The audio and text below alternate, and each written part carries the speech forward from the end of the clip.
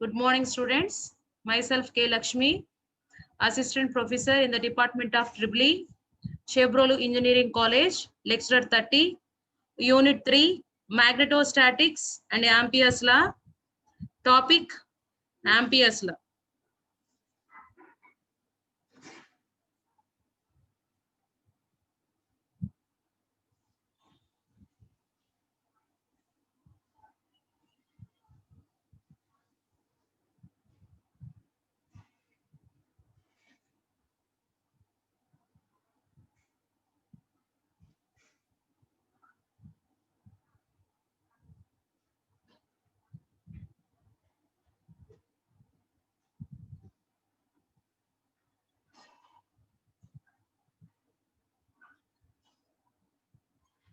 In the last class, we discussed about the Biot-Savart's law, that is determination of a magnetic field intensity at a point P due to a current carrying conductor.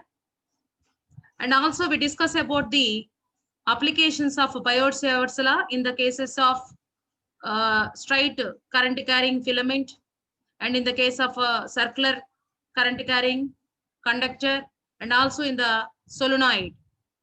Now, today in this class, we would like to discuss about the relation between magnetic field intensity and magnetization and its susceptibility. And also here we discuss about the Ampere's law. Now, before we discussing about the relation between magnetization, magnetic field intensity, and to the susceptibility, we have to know the definitions of magnetization. So, what is the definition of magnetization? In the presence of external magnetic field, a magnetic material gets magnetized. This property is referred to as magnetization. That means, for example, when we have to choose a magnetic material such as iron, nickel, cobalt, like that. So when we magnetize that material by rubbing starting from one end to end with another end. So in a continuous manner, the iron is converted as a magnetic material. So that is the process of magnetization. So this property is named as magnetization, and this magnetization is completely depends upon the applied external magnetic field. So the magnetization is expressed in terms of capital M is equal to xi m into H. Here the xi m is called magnetic susceptibility,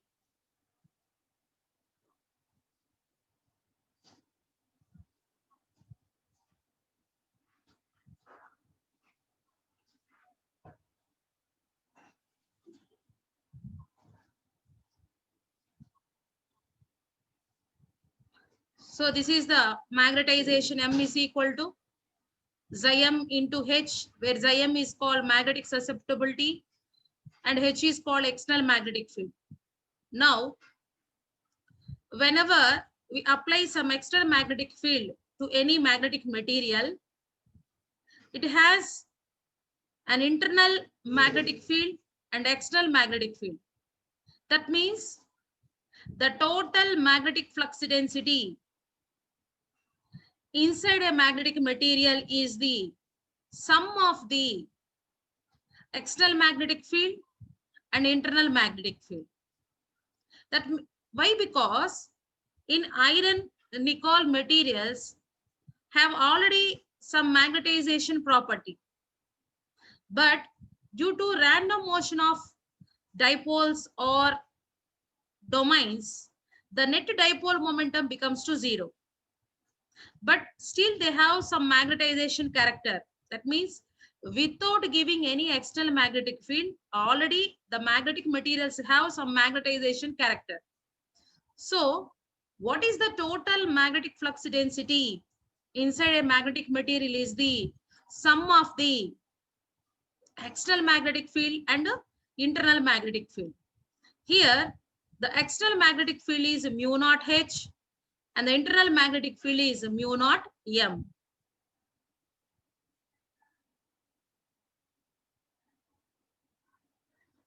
So, already we know the expression for the magnetization. So, M is equal to xi m into H. Now, substitute the value of M in the above expression, and by common the point mu naught here, then the total magnetic flux density B is equal to mu naught 1 plus xi m into H. Okay, here let us assume 1 plus xi m as mu r. So what is a mu r? It is a relative permeability. It is a relative permeability. So B is equal to mu naught, and by replacing 1 plus xi m as a mu r, then this expression we have to write as mu naught mu r H. Here, the product of mu naught and mu r value is equivalent to mu according to definition. So what is meant by mu? It is a permeability of the material. And what about mu naught? Mu naught is the permeability of the free space. And mu r is the relative permeability. So this is the relation between magnetic flux density and magnetic field intensity, that is B is equal to mu H, and also mu r is equal to 1 plus xi m. Here mu r is called relative permeability and xi m is called susceptibility. So these relations we have to use in further to solve problems, and also we have to use it in further to determination of magnetic flux density by knowing the value of magnetic field intensity. That means when you know the value of magnetic field intensity, that is H value, by substituting in this expression, then we can easily find the value of magnetic flux density. That is by the relation B is equal to mu H. So whatever we have to learn in electrostatic chapter, that is in unit 1, we discuss about the terms E and D. In that unit, E is called electric field intensity, D is called electric flux density. In the similar manner, in this chapter, that is unit 3, magnetostatics, here the two physical quantities are B and H. So what is B and H? H is magnetic field intensity, B is magnetic flux density. So in electrostatic unit, we discuss about the E and D physical quantities. In magnetostatics, we discuss about the B and H physical quantities. And these are the relations between E is equal to D is equal to epsilon E is the relation between E and D. The similar manner, the relation between B and H is B is equal to mu H. Now, the next topic. Now, in this unit, we discuss about the Maxwell second equation. Actually, in first chapter, we discuss about the Maxwell's first equation, or it is also named as Gauss law in electrostatic. Okay, let us once again I repeat this topic. So what is the Maxwell first equation or Gauss law in electrostatics? Let us discuss that. First of all, what is the statement? The statement, it states that the total electric flux, that is phi in the suffix E, passing through a closed hypothetical surface is equal to 1 by epsilon naught times the net charge enclosed by the surface. The electric flux is represented by the letter phi E. The E in the suffix phi E is equal to integral E bar dot ds, that is equal to 1 by epsilon naught. Here it is a 1 by epsilon naught times the net charge. So that's why here flux phi E is written as Q by epsilon naught. The phi E is we have to written as integral E bar dot ds also. So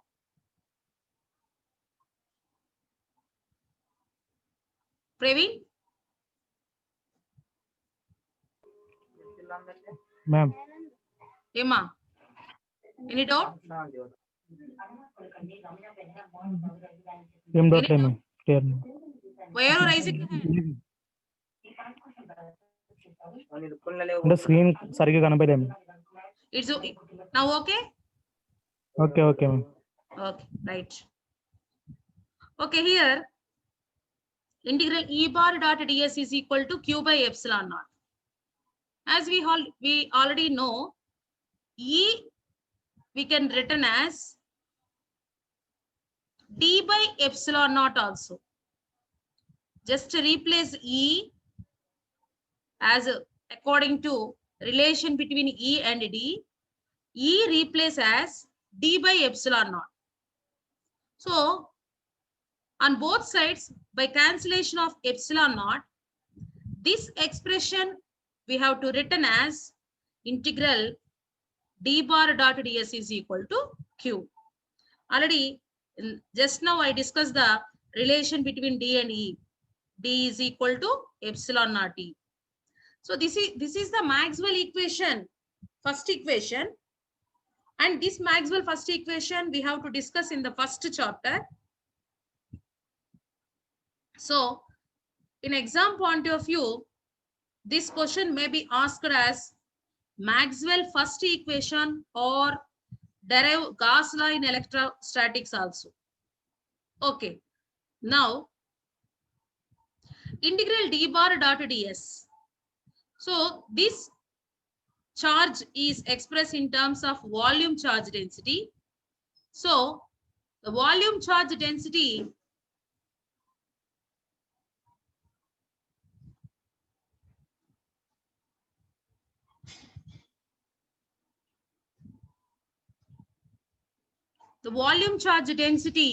integral rho v dv. So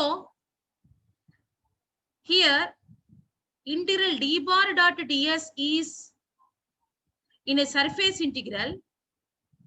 By using Gauss divergence theorem, it converts as a volume integral by this expression. That is integral d bar dot ds is equal to integral del dot d dv. Now compare the integral del dot dv with integral rho v dv. Then by cancellation of dv and integral on both sides, here the del dot d expression is equal to rho v. This is not a p, so this is equivalent to rho v. Okay, so this is called Maxwell's first equation, and it is in the form of a differential form. So that's why this equation is named as differential form of Maxwell's first equation.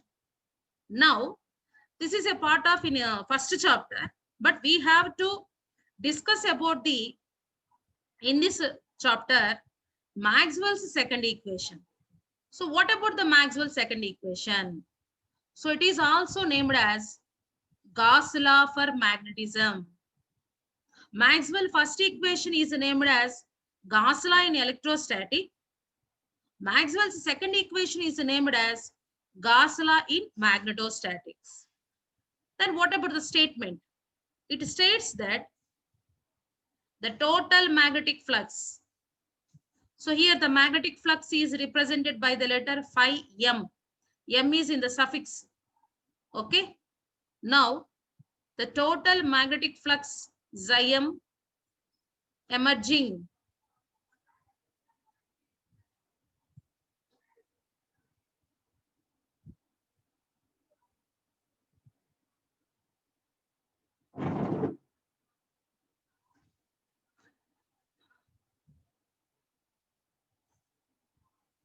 the total magnetic flux Xm emerging through closed surface is equal to 0.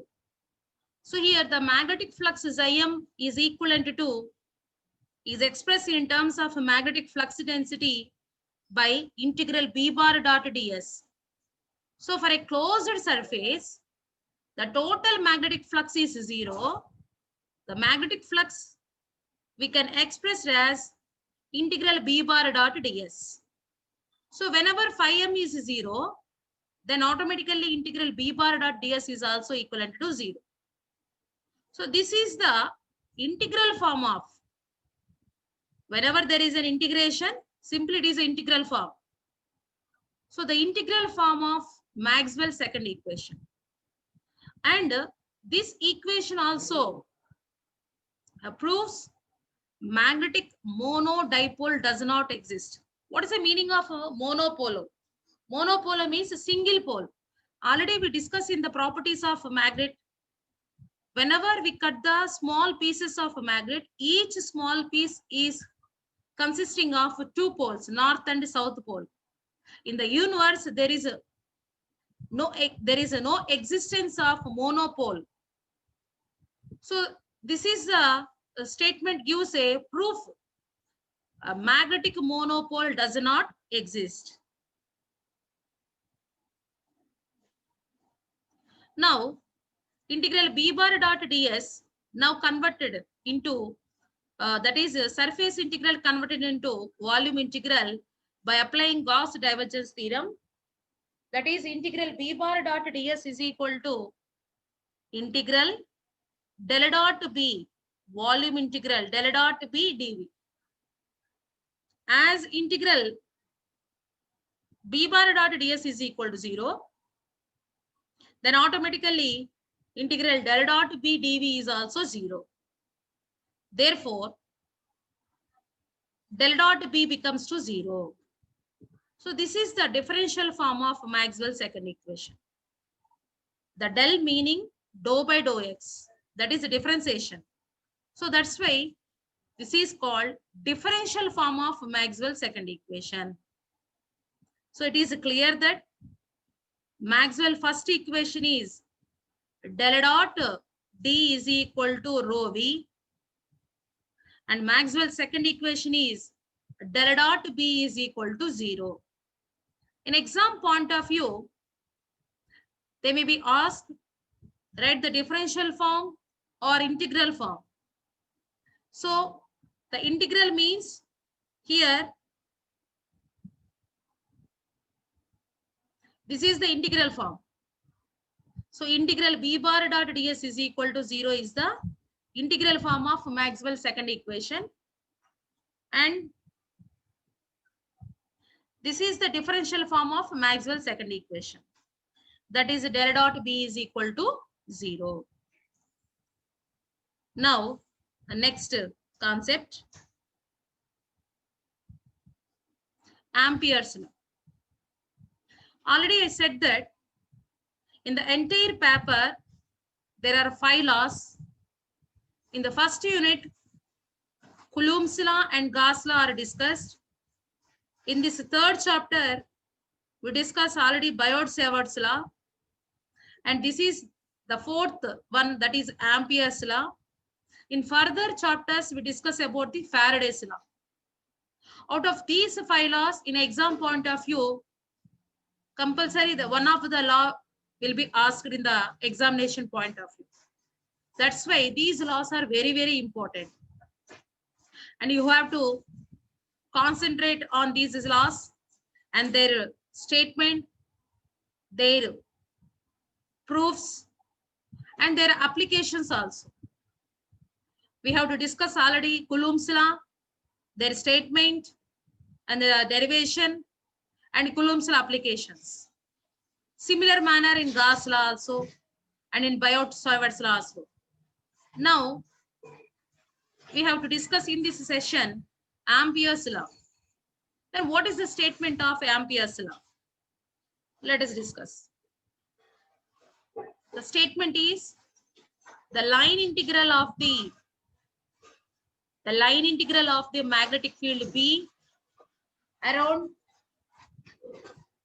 any closed surface, any closed path is equal to mu naught times the net steady current enclosed by this path. The mathematical expression for the statement of Ampere's law is integral b bar dot dl is equal to mu naught I. Once again, I repeat the statement, the line integral. So here, integral dl. That means it is a line integral. So the line integral of magnetic field. So integral b bar dot dl, which is equal to mu naught times steady current. So mu naught times of current. So mu naught I. So the statement is expressed in mathematical as integral b bar dot dl bar is equal to mu naught I. So what is Ampere's law? The line integral of magnetic field B around any closed path is equal to the mu naught times the net steady current enclosed by this path. Now, let us discuss the proof of Ampere's law. Let us take a long straight current carrying conductor. So this is a long straight current carrying conductor. So whenever a wire carrying a conductor around the wire, the magnetic field is developed. That is, the magnetic field is produced by a long straight conductor in the form of concentric circles. So when you observe the figure, it is clearly mentioned that. So this is the dotted lines, which indicates the magnetic field is developed due to this straight conductor. Okay. So these circles are in the plane perpendicular to the length of the conductor. That means the direction of the length and the direction of the magnetic field both are in a perpendicular. Now, the direction of the magnetic field is expressed, or we can develop with the help of right hand grip rule. So by right hand rule, we can easily determine the direction of current, direction of magnetic field, and the direction of the developed force also. Okay. So this is a straight current carrying conductor. So I is the current passed through it. And this dotted lines represents the direction of magnetic field. Now, according to Biot-Savart's law application, we have already discussed that the magnetic field due to a long straight conductor at a point P on the closed loop of radius A is expressed as B is equal to mu naught I by 2 pi A. Now,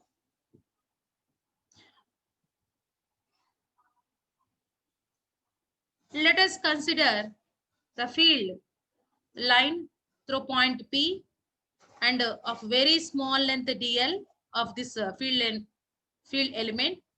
Now, when you observe the figure, both B and D are in a tangential to the field. That means, so this is the figure.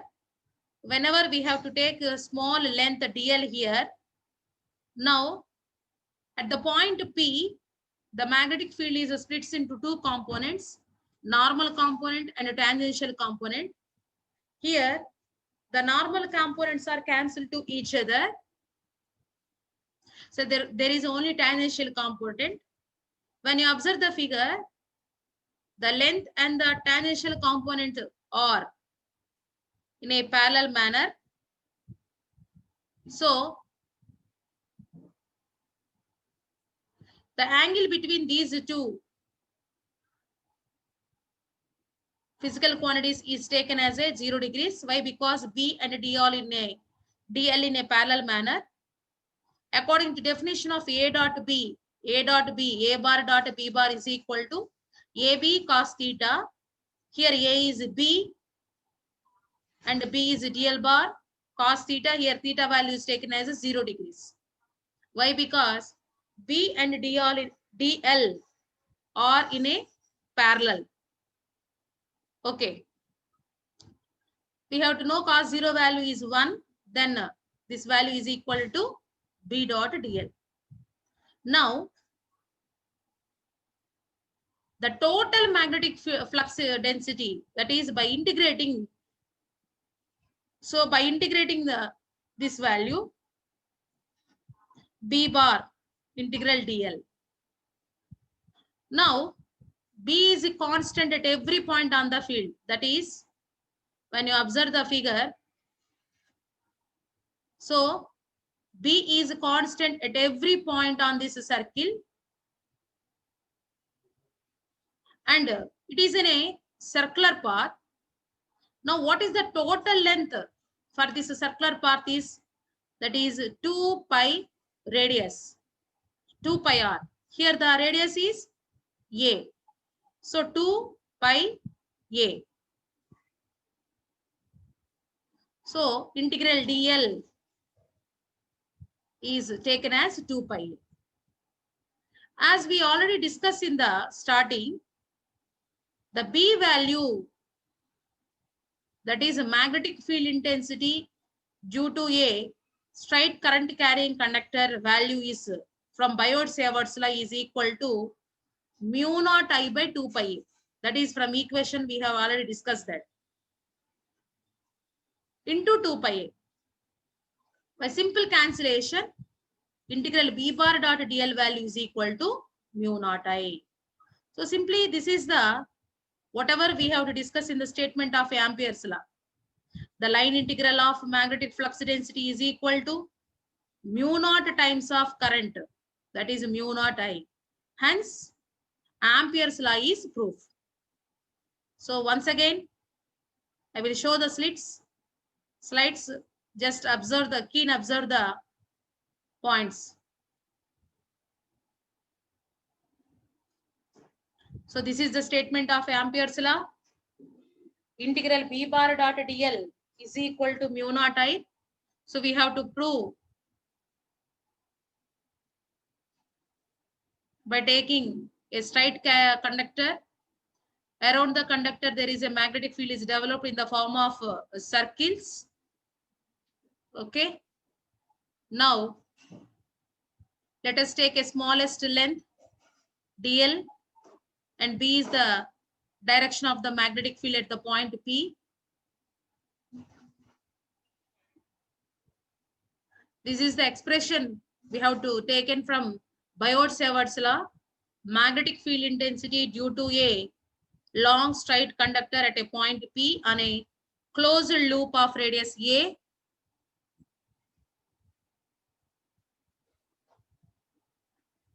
But here we have to find the B bar dot DL value. The angle between B and DL is 0. Why? Because both vectors are in a parallel manner. So by substituting here, for the total magnetic field, that is for entire length, we have to take the integration. That is the total length for a circle is 2 pi A. Now substitute the B value from equation 1. That is from the application of Biot-Savart law. By cancellation of 2 pi A, integral B bar dot DL value is equal to mu naught I. So that is the Ampere's law proof.